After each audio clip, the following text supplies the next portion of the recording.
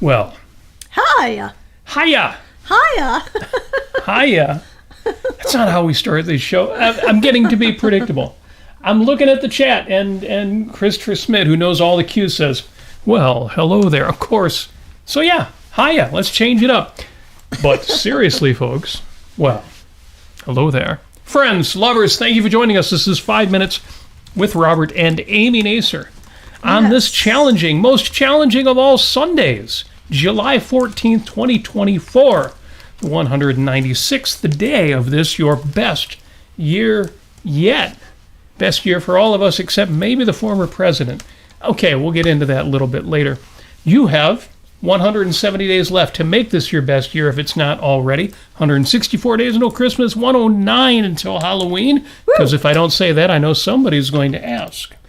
Yeah, I'm already looking at decorations and what I might be able to do to spruce up our front lawn. And we don't get a lot of trick-or-treaters, but who cares? I'll just do it anyway. Yeah, we're certainly not going to let that stop us from getting in the spirit. Sorry, I'm just trying to get my event to come up here. I got to figure out. Facebook changed the way they bring up videos. That's what it is. So it's getting harder and harder to do what they want me to do. But now that I've got it up, I can say, hello, Jim. The writer, Jim Ashley, is in the chat. And hello right back at you. Petya as well. Hi there. And in the chat on the YouTube side, all good people, to steal a phrase from my favorite band, yes. Hello, Christopher Smith. Equal to reality. Jennifer is in the chat, which is good because I need to bring up, well, Jennifer, you already know why I need to bring up Rush today. Robin is in the chat. Matthew, we have a barrister on hand, so if I say anything illegal, you can correct me. Yes, and send us to British prison. That's a good point. It is British prison. At least it's not French prison. Well, we'll get to the French prison in a second. Hello, Race. Good to see you in the chat as well. Today, again, July 14th. Well, I'll jump right to it. It's Bastille Day. So have fun storming the castle. Yes. Well, the Bastille did serve as a castle as well. Before it was a prison. And yeah, this is the day when those silly French revolutionaries said, no more kings. Well, that's a good idea. Aristocracy and if they had followed Jefferson and Franklin instead of Rousseau, they might have replaced the monarchy with something better, not something worse. But for better or for worse, the Bastille was stormed on this day. The 7 prisoners... What do you mean the 7 prisoners? It's the Bastille. Wasn't the king keeping hundreds of his enemies in the Bastille? No, there were 7 prisoners. Oh, wow. On the day that the Bastille was stormed and eventually ruined. I know Voltaire was locked up in the Bastille for a while. There are good reasons why the French people hated the Bastille. It was the symbol of overarching authority, of unlimited authority of the monarch, who would send his enemies there, whether they deserved it or not. That wasn't even relevant. So I see why Bastille Day is a symbol of freedom, a symbol of rebellion. I prefer Independence Day. I prefer the American Declaration of Independence. But one great thing that did come out of Bastille Day is the song by Rush. So, even if I don't see it really as... It's not my favorite Rush song, but it is a good rocker. And if it's a little bit mixed in terms of was Bastille Day a good thing or a bad thing, that wasn't the point. They were in their hardcore heavy metal period then. It's funny, people used to call Rush a heavy metal band, but listen to just listen to that whole album, Caress of Steel. Happy Bastille Day for those of you who celebrate. If we're going back in time, it's also the day that the Sedition Act became federal law. July 14th in 1798. That's interesting, and for a lot of reasons. Sedition as a crime, the Sedition Act. Here, I'll read this real quick. The first 3 acts took aim at the rights of immigrants. The period of residency required before immigrants could apply for citizenship was extended from 5 to 14 years. The president gained the power to detain and deport those he deemed enemies. This is sounding like the Bastille. Isn't this sounding like the French king? But it's the president. No, he just gets to decide. It gets worse than that. Jefferson, Franklin, they were against the Sedition Act, but unfortunately did pass for a while. I put this in the category of things are only getting better. It's no longer that they lock you in the Bastille for saying things against the nation. And I am all for the repeal of the Sedition Act. Look up the history on that. It's interesting. There are more important things happening today. Today is National Mac and Cheese Day. All right. Mac and Cheese Day. We're going to talk about all this important history. Eventually, we're going to talk about very important current events. No. I think we need to talk about National Mac and Cheese Day. I want to know your favorite mac and cheese. Whether it's from a restaurant or from a recipe or a box or just whatever Mama used to make. Tell me in the chat. Lobster mac and cheese. Lobster mac and cheese. Is that a Red Lobster thing? Or well, I mean, a lot of restaurants have it that serve lobster. Some mac and cheese that has like some chicken and some Frank's red hot sauce on it. And that's really good. Christopher Smith is stealing his cues from Anthem and says, it is a sin to eat that. No, it's not. I mean, if you're going low carb and if you're cutting on dairy, although who would do that? But put it in the category of guilty pleasures. And I've talked about guilty pleasures before. I'm not going to do it all over again here, but I am a big fan of guilty pleasures and other oxymorons like unconditional love. Again, whole episodes, I'm not going to do it right now, but tell me in the chat if you have. Jennifer says Chick-fil-A has a good mac and cheese. So very good. You know, it's funny because the mac and cheese at KFC is pretty lame. Yeah. And so is KFC, Kentucky Fried Chicken. But it's one of those things where every year or two, I just have to get it, and I enjoy it.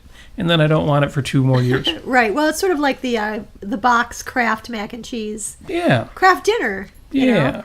You put the 4 tablespoons of butter, a 1/4 cup of milk. Oh, the powdered one. And the powdered cheese. You mix all that up together and then pour it over the hot pasta. I love this line from Robin. He says, pleasures are innocent until proven guilty.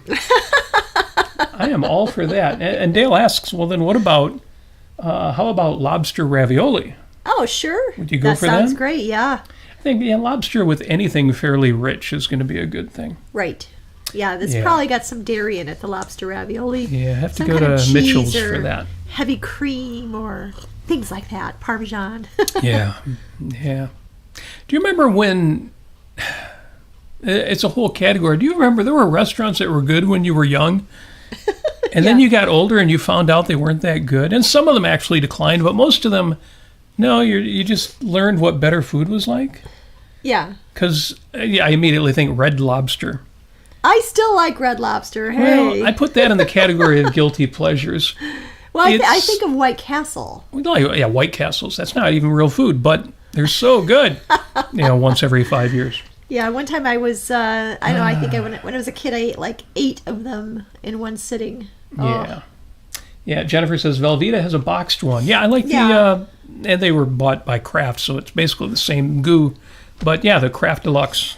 Yes. The one with the liquid cheese, not the powdered cheese. Well, I think the Velveeta liquid cheese and the Kraft Deluxe are different.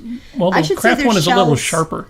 I don't know. I like You like the Velveeta? Velveeta ones, and the shells are so much better than the elbow noodles because you get more cheesy goo in the shells because of the shape. Yeah. Anyway, so it's more cheese per bite. So, but actually, I think my favorite, really in general, like just everyday mac and cheese, is the Panera Bread mac and cheese. Yeah. It's sort of like the white cheddar or whatever it is. Yeah, they do a pretty good job. Yeah.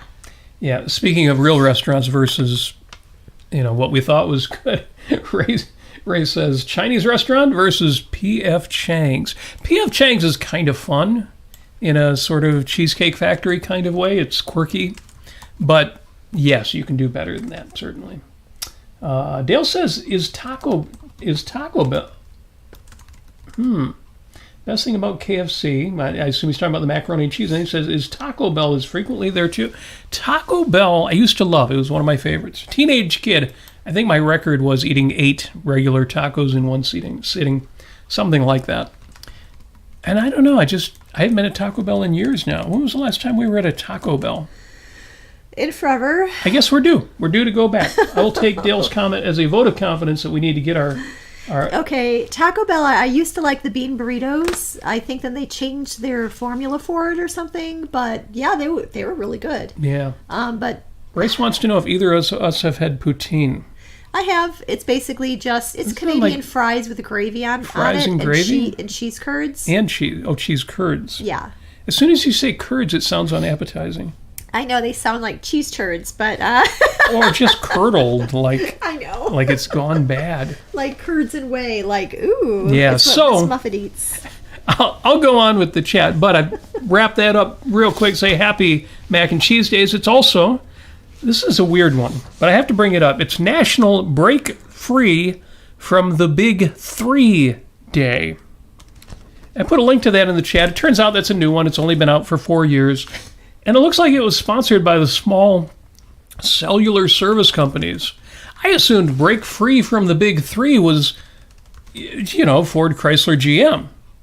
But Chrysler, of course, is part of Fiat now, so I guess they're not really the big 3. Jack White was at the reopening of Michigan Station, the train station, and Amy joked, since it was sponsored by the Ford Motor Company, I wonder if he'll do his song from the first album, The Big 3 Killed My Baby. Yeah. A tongue-in-cheek, coy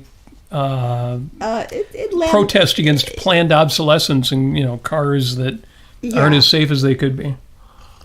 Well, I mean, I think it was more than that. I think it was just kind of, rebelling against the big 3 and, how there's... Yeah. Yeah. I mean... When you just don't appreciate business as much as you should, big companies. Right. Well, I assume he knows better now. And if not, I think he does. Yeah, Lord knows. But what's funny to me about National Break Free from the Big 3 Day is, I like the idea. And one of my themes for today is question your premises or question your assumptions. Question the stuff you're just used to and you don't think about. Think about your cell phone plan, assuming you have a cell phone. Doesn't everybody? Aren't children given one at birth? Do you have the right cell phone provider? Could you get a better provider, a provider with better service or better coverage? And that would cost less. Costing less is also a good thing. And it was funny to me because I have the most expensive cellular, maybe not as expensive as Verizon, but we are AT&T customers. It's the best service and the most expensive service. And one of my bits of advice for you is, don't you deserve the best? So I kind of laughed when I saw break free from the big 3, and it turns out the big 3 are Verizon, AT&T, and the other one, I didn't write it down. But whoever the big 3 is besides Verizon and AT&T, seems like it would be Comcast now that they're big in mobile. Whatever. Jane Lynch is 64 years old today, and that is something you need to know. Jane Lynch is weird. She's the weirdest actress. She doesn't seem like she could be 64 years old, although in Only Murders in the Building, you can tell she's getting a little older. But also in The Marvelous Mrs. Maisel. Quirky character, the kind of character you love to hate. But the actress herself turned 64 today. I do recommend, incidentally, both of those series, The Marvelous Mrs. Maisel and Only Murders in the Building. Yeah. The latter of which is strange. You have to kind of like Steve Martin's style of humor. But if you do, it works really well. One more birthday. It's Phoebe Waller-Bridge's birthday. Why do I mention Phoebe Waller-Bridge? Well, she's a clever comedian, just based on her show Fleabag, which I also have mixed feelings about, but it was very, very well done and worth sticking with to the end. Phoebe Waller-Bridge, who was also in, of course, Indiana Jones and the Dial of Destiny, which was a disappointing Indiana Jones film. Right. But it's still fun that he could be that old and still do another film. They've got this new film, Tom Hanks film coming out, where apparently they're going to do most of the film using digital de-aging. Not something I'm looking forward to. I just think of Tom Hanks in the Polar Express. The whole uncanny valley of it's kind of real, but it's just not real enough that it's unsettling. Yeah. But in Indiana Jones and the Dial of Destiny, they didn't do a lot of that. So it was pretty well done. And yeah, the guy's 75 years old. Now he's 80 years old. Phoebe Waller-Bridge, who was in the film, was much younger than that. She turns 38 today. Why do I mention that if she's okay? because she's not going to die anytime soon. She's 38 years old. Folks, if you are over 40, God forbid if you're over 50 or 60, like some of us, find some heroes or just people you like who are younger and who are going to live for a while. Because this was a tough week. Oh my gosh. It was a little tough. Watching the news and, oh man, that's so sad. Shelley Duvall died. Oh man. Yeah, and then Richard Simmons. But then Richard Simmons, I was never a Richard Simmons fan, but he's the kind of guy you kind of want him to live forever, and you assume he will. And then he doesn't. And then everybody's favorite sex educator, Dr. Ruth Westheimer, passed away. And this is all in the last couple days. And we went out today to enjoy some live music. We had a great time. Yes. New Orleans style live jazz band in the Boston Edison neighborhood in Detroit, which, if you look it up, is a very interesting place to go see a show in the backyard of one of these large homes. Yeah. I mean, they fed us. They gave us drinks, although we just had some ginger ale.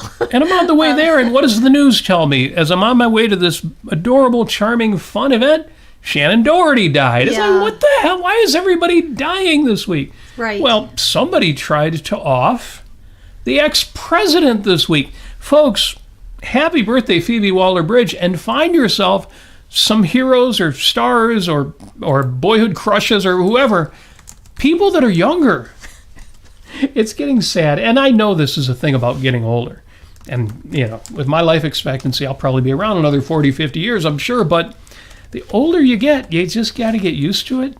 At the same time, find yourself some young heroes. Jennifer says at least she was 96. Was Dr. Ruth 96 years old? Yeah, she was. Holy heck, that's a good life. Yeah, I knew she was a Holocaust survivor, so I guess that kind of put her in that range.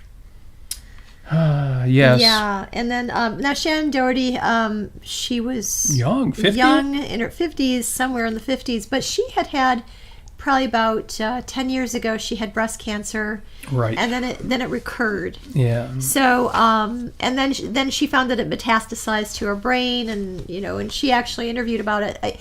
In reading, there are some people who handle cancer really, really well, and I admire them to no end. I mean, just amazing people handling that kind of information in the most gracious way possible, and it looked like that's what she did. She handled it with a lot of grace and poise and introspection, and I admire her for that. Yeah. Yep. Sorry, just catching up on the chat there. That's all I'm going to say about On This Date in History. But as far as what are we watching or listening to this week? What are we watching or listening to this week? I rewatched, this is going to sound narcissistic, but if you missed our episode from a few weeks ago on the post-debate analysis, oh my gosh, it was even better than I thought it was. I like our analysis. I like the analysis that we provided that nobody else could provide. And that episode 216, which means this is episode 218. I've linked to it in the show notes. Incidentally, or not incidentally, but apropos of the topic, and you'll see how we tie all this together. Hot topic for this week, Quent Cordair Fine Art is putting together a new website. Yeah, and not only that, but Linda she built it herself because she's such a badass, and I love her so much. One of the reasons this resonates with me is that Linda Cordair, the fine artist, the fine arts art, the queen of fine art. Yeah. She was looking for a professional to build her a website and could not find someone who she thought was right for the job, and so she decided to do it herself. Yeah, well, not only that, but she's been teaching herself marketing for the last couple of years. And, she's been teaching herself how to, create videos to put up on Instagram and TikTok and all of this stuff. And yeah, I'm really proud of her. She's really good. And it reminded me when we went to visit Dr. Garmong, the philosopher, we got to meet his mother. And I found out about her profession. Well, she worked in the medical fields, and she worked with medical recording software. Yes. And a software that you use for recording medical information. And she was one of these folks who, the business that she worked with couldn't find a software package that would do what they want. They brought people in to program it, and it didn't do what was needed. And so she learns how to program, creates it herself, ends up marketing this software to places other than the place she worked. So when Linda Cordair says, I can't find somebody to do my website the way I want it done, I'm going to learn to do it myself, totally resonates with me. Yep. Reason I mention it is it's not at Cordair.com. No, if you go to Cordair.com, Cordair.com, like we have told you to many times, and I'm sure you have, and you go there and you get inspiration and you get excited about seeing these beautiful things. And if you're in a buying mood, you can actually buy the art, which is one advantage of several that they have over museums. But the new website, if you want to see the preview, is at CordairArtBlog.com. So I'm going there right now. Cordair Art, all one word, CordairArtBlog.com. Cool. I'm sure it'll be going live soon because it looks beautiful and I don't see any issues with it, but it's still in the testing phases, so very cool. Nice. There. Now, okay, let's mention the news. As you know, Donald Trump was just shot at. Yeah. He even got hit. Yeah, he got hit in He the got ear. the Van Gogh treatment. He got his ear pierced at the mall. Yes, and I don't want to make too light of it, which is why I decided a necktie was appropriate today. I want to make the point. This is serious business. It is, because a man died, and then 2 people are in critical condition. And, yes, and a former president of the United States and candidate for president of the United States, whatever you think of the man, and most of you know what I think of him, was shot at. And the Secret Service, because even if you're an ex-president, you have Secret Service following you around, immediately shot the shooter. Yeah. Which makes me think maybe they were already looking at this guy. They got some guy on the roof of a building, 100 yards away, but whatever. Yeah, I mean, there is, it's the fog of war, but there's speculation that there were some people who saw the guy on the roof, alerted some of the police, but that information didn't get to the Secret Service in time. And anyway, that's a theory. I'm sure they're going to review everything. But he was on a different building and on a roof that sloped down to where they couldn't see him until he was right up at there, in line of fire. Now, fortunately, because everything is available everywhere, because of the internet, the videos are available for you to watch. If you are, what's the best way to put it? Let's just say it, conspiracy-minded.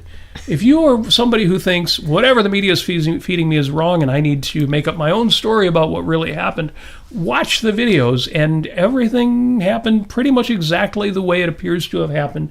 As usual, you know my line, which is true. Everything is as it appears to be so. I have to take a break. Not a break. I have to take a moment because Linda Cordair is actually in the chat and says... Oh, cool. CordairArtBlog.com is a temporary URL. Yes, as I mentioned, this is just the test site. And she says, hoping to launch soon, but, and here's where you guys come in, would love some feedback.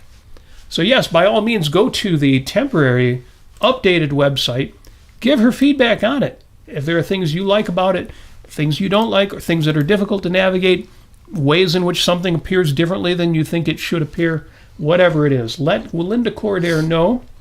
And she'll put you on the payroll.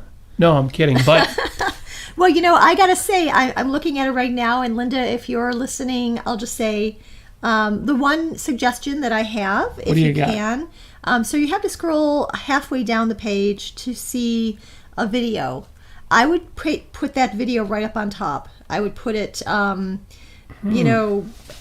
before "Welcome to Our Sunlit World." Because it's a 17-minute video. There's not a lot of investment in watching it. Put it there and have people actually watch it right there, because that video will give people really good understanding, I think, of what's going on and what you have to offer, the extent of all of the artwork that you have. Yeah, that would really require a redesign of the top of the page, but you're right. The gallery is so beautiful. It is. That to watch the video will really draw people in. So I can see that. I can absolutely see why. I mean, it's a suggestion. Then take it for what it's worth. No, since you said it, now she's going to feel morally obligated. No. So, My best wishes. My hope. I mean, we don't say prayers around here. So whatever it is, I hope that the candidate for president of the United States, and I know he is, because we already know he's okay. He got the Van Gogh, he got the ear piercing. But still, this is serious business, and we can make light of it because we make light of everything. What I don't like is seeing people being ugly about it. Right. The kind of mockery, the kind of nastiness. And it's not an issue of sides, because I'm seeing it from supporters and I'm seeing it from detractors. I'm seeing it everywhere. Yeah, it's in all the memes and stuff. It's just, the point that I made, I was talking with Robert earlier today, and a point I made was that, for all the people who, I hope that the horror of yesterday, the reality of yesterday, will be a necessary concretization for all those people who hold all of these fantasies and rationalizations about modern day armed revolution and, wouldn't this be a great idea? Without actually addressing the fact that most people in America are not educated in the ideas of actually how to run a government and how to protect individual rights and limit government. So it's just going to be a bunch of bloodshed. So I'm hoping that it's a wake-up call. And as I wrote on Facebook. I made it public. So it's up on my wall. I said, I hope everyone in government in all branches and all levels and all citizens see yesterday's assassination attempt and murder/maiming of rally attendees as a stop sign instead of a green light to destroy individual rights and the rule of law, not men. So anyway, you can read more about that on my wall if you like, but yeah, it's one of these situations where I hope it's a de-escalator, not an escalator. Indeed. It's interesting because Chris McGraw in the chat, the musician, says, when you demonize people, you encourage the crazies. Mm-hmm. There's some truth to that. The question is, who's doing the demonizing? Who do you think is demonizing people more? I shouldn't even make... Let me take that back. Really, I don't want to make it an issue of sides. Right. But if anybody thinks that one side of the left-right divide is more demonizing of the other side, then you haven't read the same articles, essays, you haven't seen the same editorial cartoons, you haven't seen the kind of social media that I have. It's a wonder that... Nope, not even going to go there. It's a wonder things aren't worse than they are. I'll just put it that way.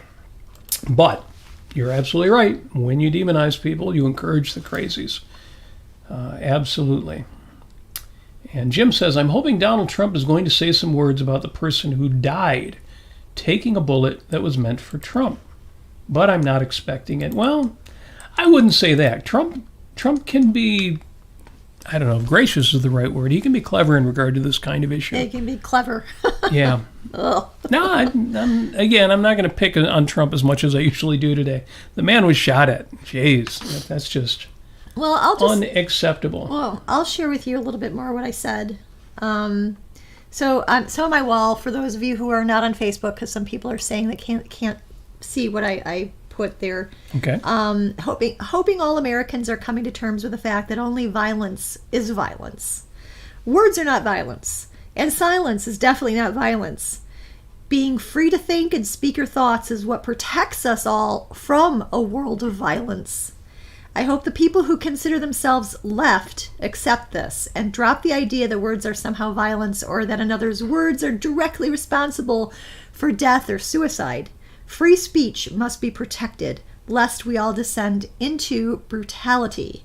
I hope the people who consider themselves right accept this and drop the idea that the violence and threats on January 6th, for instance, were justified. I especially hope they come to grips with the fact that a second-term Trump can't and should never be allowed to be all-powerful, immune to the rule of law, bullying states into, quote, finding more votes, intimidating witnesses, lauding dictatorships, paying people off with campaign funds, etc. Individual rights, the separation of powers, separation of religion and state, and checks and balances must be protected, lest we all descend into brutality. Regardless of who is in office or judiciary, government must be limited to protecting individual rights with equality under the law. I hope everyone in government in all branches and levels and all citizens see yesterday's assassination attempt and murder/maiming of rally attendees as a stop sign instead of a green light to destroy individual rights and the rule of law, not men. I just want to get that out there for all you. Ian in the chat says it was a good post and he shared it. Oh, thank you. You're welcome to share. It is our public. Stuff. It's public. Yes. Yeah, we don't post very much that's not public. Usually if you got something to say, we want everyone to hear it. I usually have it friends only, but if it's something like that, I think it's important. Right. So... Oh, Robin was making a joke. Robin, stop being funny. All right. So this led into a conversation that was not originally about what I wanted to talk about tonight. I've touched on it a bit because I have said controversial things about physical force in the past. And Jennifer, who is in the chat, has taken me to task, and quite rightly so. Yeah. She has made me have to think really long and really hard about the topic. So let me ask you, and share with me in the chat, or if you're listening to this as a podcast afterwards, share with me on Facebook, or Twitter, YouTube, wherever you want to reach me. Everything's under my real name. You can find me. Question. Is it ever right to take the law into your own hands? So, for example, in a situation where the police are not going to arrive before an assault happens. Well, yeah. Okay, so we know that. Now, here's another question. Is it ever right to slap somebody for saying something offensive or for behaving in a disruptive manner? Again, we're not talking about an obvious case where somebody has slapped you first or is threatening to slap you. But is there such a thing as, for example, fighting words? Or as rational men, as objectivists? Do we rule that out? Is it ever right to defend someone's honor with physical force? How about if somebody is hysterical? They're completely out of control. They can't be reasoned with, especially if they're in imminent danger of harming themselves or killing themselves. And, maybe some of these circumstances fall in the quote-unquote emergency category, but, the line came out a few years back. Is it okay to punch a Nazi? And it was a figure of speech, got used in comics and cartoons. And it led to some interesting discussions, especially on the ARC, the Ayn Rand Center UK channel. But if all of that sounds outrageous and all of it should be just a simple no, everything is no, all no, maybe that case where you're physically, what if you're not physically threatened, but somebody breaks into your house? They don't have any weapons, and they're not even particularly strong. They just start taking your stuff. But in Amy and I, in our conversation discussing this, question came up. What about in Ayn Rand's novels? Yeah. I don't know. The Fountainhead one is probably pretty easy. As far as Howard Rourke and Dominique's first sexual experience together. I know that one can be complicated, and we've had a lot of long conversations about it, but I think that one really comes down to, in the context of the novel, Rourke did nothing wrong or nothing immoral, but that context cannot occur in real life. So if anybody in real life ever did that, it would be immoral. No matter how much they said, oh no, I'm like Howard Rourke, I know exactly what she wants, I know exactly what I'm doing. That's my best answer for that one. I'd love to hear in the chat if anybody disagrees with that. But let's take a harder one, and in a way a less serious one. What about when Francisco slaps Dagny Taggart? Oh. After Dagny says...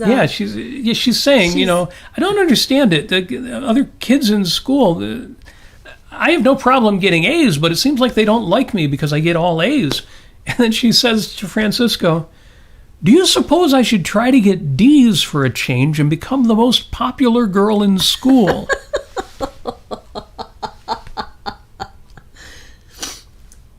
And you know what she's trying to do there? She's trying to see how much Francisco can tolerate and how much he can care, how much he cares for her in that way.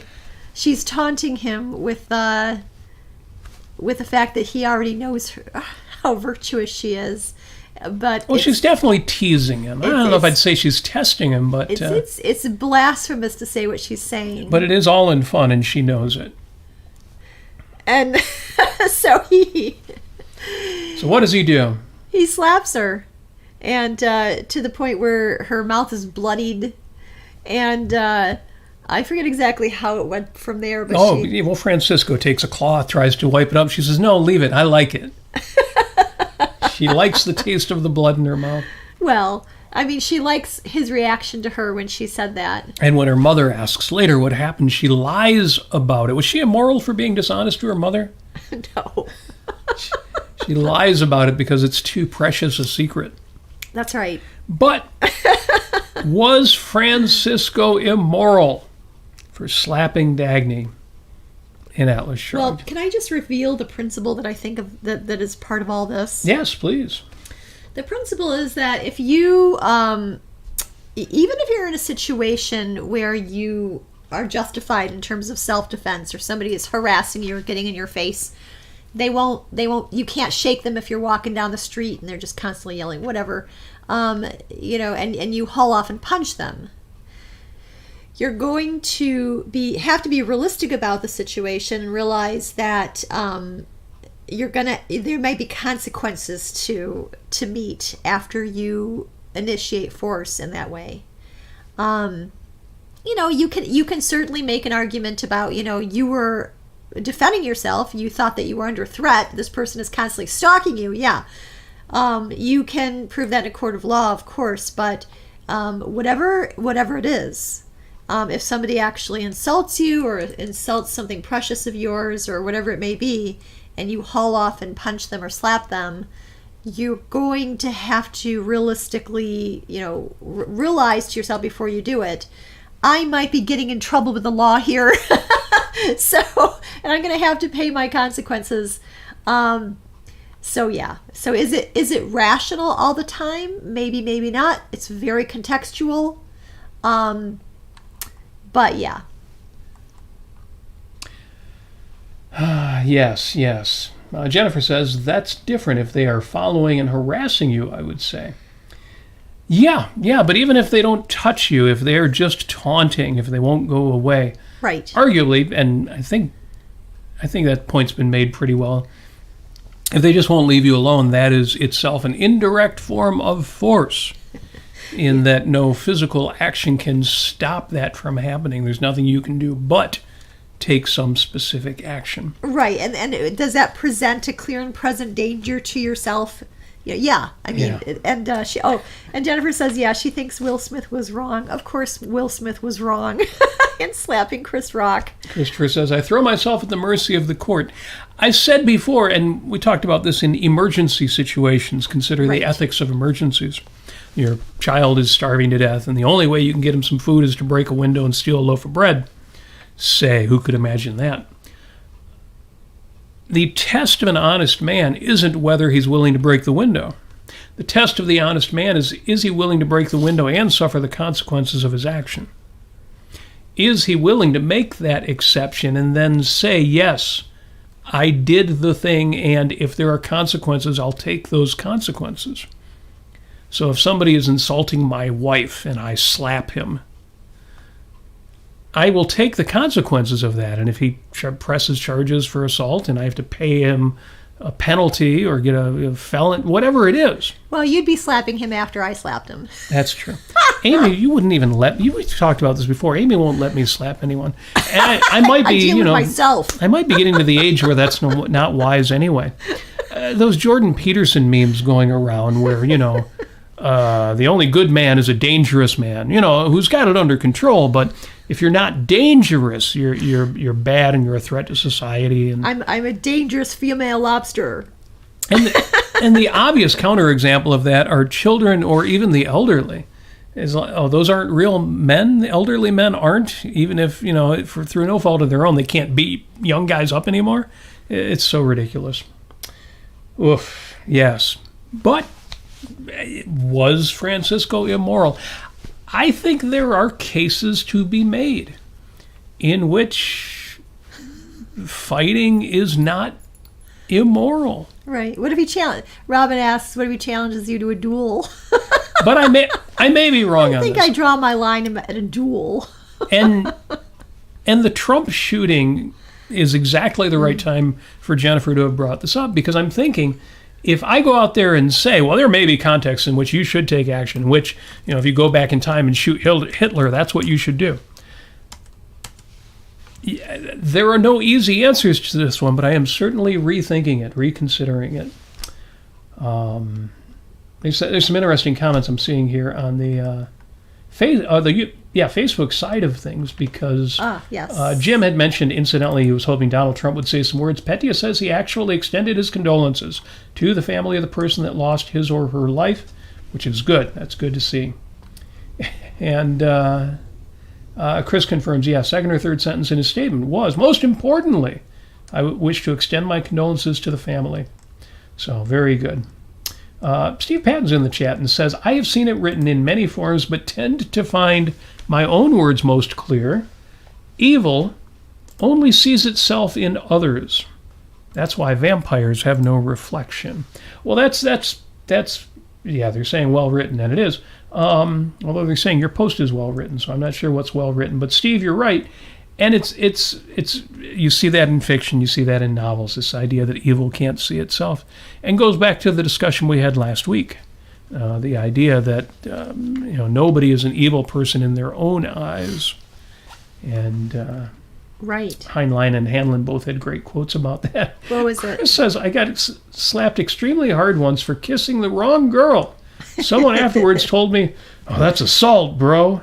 I didn't call the cops or anything, but he was right. I'm not sure if Chris is joking because the friend may have been saying kissing was the assault, or was the slap maybe they were both assault. And of course, the line, I hope it swells horribly, that Dagny says to Francisco. At that point, she is just taunting him in the most playful of ways, of course. What's the Heinlein quote again? Your enemy is never. Now the exact words are escaping me. You'll find it. Yeah, just look up Heinlein quote. Your enemy. Your enemy is never a villain in his own eyes, but there was also another. Yeah, it's longer than that. Your enemy is never a villain in his own eyes. Remember this. You may find there's a way to make him your friend, and if not, you can kill him quickly. Kill him without hate and quickly. Yes. Yeah, keep this in mind. It may offer a way to make him your friend. If not, you can kill him without hate and quickly. If somebody really needs killing, it should not be done with hatred. It should be done dispassionately. Even if it is somebody you hate, that should not be what is causing the action. Well, killing in self-defense, that's what I would say. Yes, or if you're a soldier, if you're a policeman, that's whatever true. That's the situation, if somebody really needs killing, first of all, it should be done by professionals or only in an emergency. And second of all, it should be done rationally and dispassionately. Absolutely. Yes. We got stories about people getting slapped for kissing. More stories in the chat. I don't think I've ever been slapped for kissing someone. No, me neither. It might be because I've always been very shy, so kisses tended to wait until I was pretty sure they were welcome. Well, I'll tell you, I was pretty fiery when I was a 6-year-old girl, and I had a crush on my best friend's brother, who we were playing tag or whatever, and I got him down on the ground. I gave him a big kiss on the lips. Because Because, that's, I was an adult by the time I was 6. So, that's what one does. Sorry. Robin in the chat says, what if he insults your wife and you slap him and he challenges you to a duel? Yeah, that's what I said. I draw the line at the duel. Yeah, that's why I say you got to be willing to take the consequences.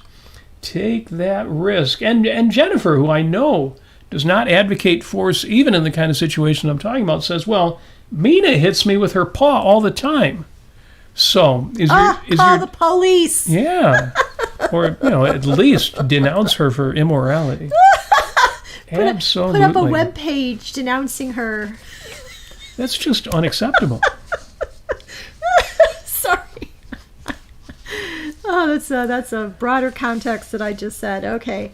So my advice in all of these contexts, whether it is in considering politics, which it's amazing, everybody is turning everything into politics. I get it, I understand it, but everything is getting turned into politics this weekend. Or anything else in your life, is assume that every choice you make is actually a false alternative.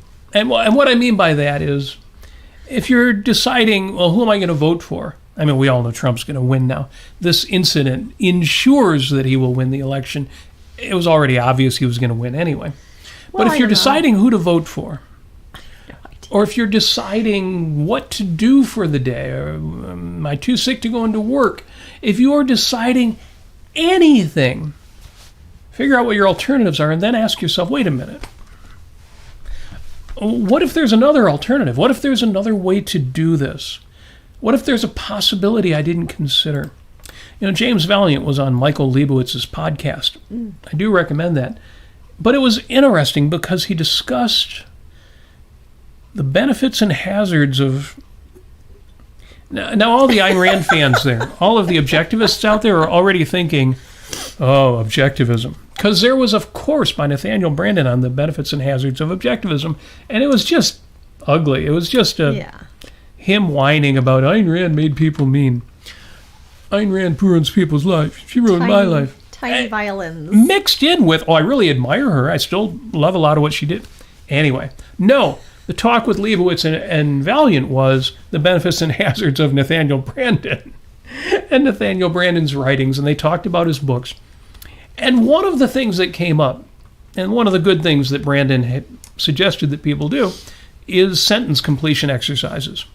He would give them a sentence stem, the start of a sentence, something like, if I was really being true to myself, I would... And then what you do is you take a sheet of paper and you write your answer to that sentence, and do it as many times as you can. And it breaks you out of thinking, oh, well, these are my only options, or if I'm going to do the right thing, I have to do this one thing. No, what if? What if there were other ways? What if there were other options? Tim Ferriss likes to say about challenges, about difficult situations, what would this look like if it was easy? And you're like, it's not easy. I know it's not easy. I hate the situation I'm in. But ask yourself that question and answer it seriously. Okay, but what would this look like if it was easy? And it will start the ideas coming. You will start lateral thinking. You will start thinking not just from the chain of cause and effect, but wait a minute. There's other elements. There's other possibilities. I don't have to vote for Joe Biden. I don't have to vote for Donald Trump. I could write in a vote for Thomas Jefferson. I could leave that blank. I could not even show up to vote that day, realizing that one vote never, ever decides an election anyway. I could do something even more creative than that I haven't even thought of yet. Same thing with deciding how to get out of a situation where somebody's taunting you, or your wife. Well, wait a minute. I don't have to slap this guy. And I don't have to cower away and feel bad about it afterwards. There are other possibilities. I can bring in some of the bystanders who are watching who are eager to get on this guy. I can go talk to the bartender and say, man, you got somebody here, you got to get out of here. There are 10 things that I could do. There are really creative things I could do. I start dancing like a madman in front of him and scare him away. Whatever that is, never underestimate the number of possibilities in any given situation. And that's my advice for you this week. I could have done a whole show on false alternatives, but I decided that would be kind of a downer. And besides, the main point is very, very simple. Open yourself up to lateral thinking. Yes. Do those sentence stems. And they're not hard to come. You don't have to read Nathaniel Branden, although his first couple books are fine. You can do this yourself. Take the most important questions in your life, turn them into incomplete sentences, and then consider clever ways to complete them. If the next thing that I do after listening to this episode of 5 Minutes with Robert and Amy Nasir, if the next thing I do is the most important thing I do today, or this week, or this year, I will... ... Take a sheet of paper, pencil, pen, write it down. Just scratch out a few things. You may find something where you think, oh yeah, that's something I've been meaning to do and it's been really hanging over my head, but I guess I'll do it. Or you may come up with something altogether different, or you may come up with an altogether different solution to that thing that's been hanging over your head, or something else entirely. Never be afraid, never be hesitant. Always remember to ask, what if? What if it's different than I think it is? Yeah. Or what if there's more to it than I think it is? Or what if I could change it more to what I want it to be? The possibilities are endless. Yeah, or I don't know if you just mentioned the word, but try not to think in a binary way. Yes. Either or. Oh, there's only two options here. Right. Just like in objectivism, there's a third alternative. Ha ha ha. Yes. Christopher Smith says, sentence completion is valid. Draws on the subconscious. Of course it's valid. I wouldn't have mentioned if it wasn't valid. But you are right. It draws on your subconscious. It gets stuff out of that store of knowledge. You've got a lifetime's store of knowledge inside of you. How are you going to get that delicious, juicy, valuable wisdom out? And exercises like this can do that. Yeah. Hopefully you find that useful, but also hopefully just spending some time thinking outside the box or off of that linear or binary path will also make it easier for you to approach current events. Yeah. Such as the passing of some of our favorite movie stars and musicians, or the almost passing of our ex-president. As much as I'd like him to stay an ex-president, this was a horrible thing, and it's shockwaves through the country, and it's not doing us any good. And hopefully all of the information will come out ASAP, it will all be resolved, and DJT will get his ear fixed up, and we will carry on. Yeah, in fact, I'm sorry, go ahead. Oh, I was just going to say that maybe they can start utilizing drones. Just have as part of security. A security drone going around and just making sure somebody has their eye on that, and there's nobody like crawling up on trees or whatever. Yep. I mean, that would have been a good idea, or even just a helicopter up there, and somebody with binoculars. It makes me wonder if the Secret Service provided to people like Jimmy Carter, people who are ex-presidents, is as good as the Secret Service, as diligent the Secret Service as standing presidents. But be that as it may, we are glad that our ex-president was not assassinated, was not knocked off, and maybe it'll make him reconsider. I don't really want to be president. Maybe I don't have much time left. Yeah, wouldn't that be the happiest ending if he would ride off into the sun and have a great life, great rest of his life? I have some other things that I didn't put up on Facebook, but I just, you've got somebody who who basically lauds dictatorships and dictators. So, he compliments strongmen. He compliments, he likes the idea of being an authoritarian. And he also inspired January 9th. 6th. January 6th. And, there's so much to dislike about Trump and so much that relates to violence. So when I say, I'll just say this, I didn't think it was unusual to see that kind of violence at a Trump rally. He has inspired violence in the past. Well, I get that, and I know the feeling, but it was actually interesting how few people got up and ran when this happened. That's true. They were surprisingly calm. So I will give props to the Trump crowd. And I got to say, though, that's absolutely right. But I got to say, not that anybody deserves to be assassinated by a sniper. No. But yeah, just I wasn't entirely surprised when this happened. Okay, well, I get that, and I understand why you'd want to express it, but I'm not sure it's the right thing to say right now. I know, that's why I didn't put it up on Facebook. Oh, okay. But I said it here. Oops. Yeah, and as Ray says in the chat, if he is to lose, let him lose properly. This is far from proper. Yeah, obviously, bumping somebody off is not the right way to win a presidential election or to lose one. If anything, ironically, this guarantees he's going to win. If there is anything that's going to fire up the people who say, I'm considering voting for Trump, this will certainly do that. I kind of wonder if this is going to help Biden kind of come to terms with the fact that he needs to step down. Really? Yeah. I don't know. I kind of wonder. That's some lateral thinking there. I'm not following. Well, I mean, if now he is kind of made if Trump is now made as a sympathetic character or kind of a semi-martyr, and people will turn to him and say, oh my gosh, you know what, maybe we should be voting for Trump here. It'll get people off the fence. So if it strengthens Trump, Biden will say, I can't beat this guy. Yeah. I kind of wonder. One would hope. I wonder. I'm surprised Biden can wake up in the morning and use the bathroom, eat breakfast by himself. Anyway, let's not be too such Debbie Downers, I guess. Yeah, I think there will be a sympathy vote. I think the fence sitters will look at the way he conducted himself on the stage and, keeping the rah-rah going. I mean, Ian in the chat, this sounds like something I would have said before, which is, I don't think this helps Trump win. Who does this inspire to vote for Trump that isn't already voting for Trump? But I think this, and I get that, because I've said before, about everything that Trump does, he's always playing to the base, and so he never brings in the middle. He never brings in the borderline. He never brings in the undecided. I think this will actually bring in some of the undecided. I think the way that he handled himself under pressure, that grace under pressure, at the same time as Biden can't handle anything.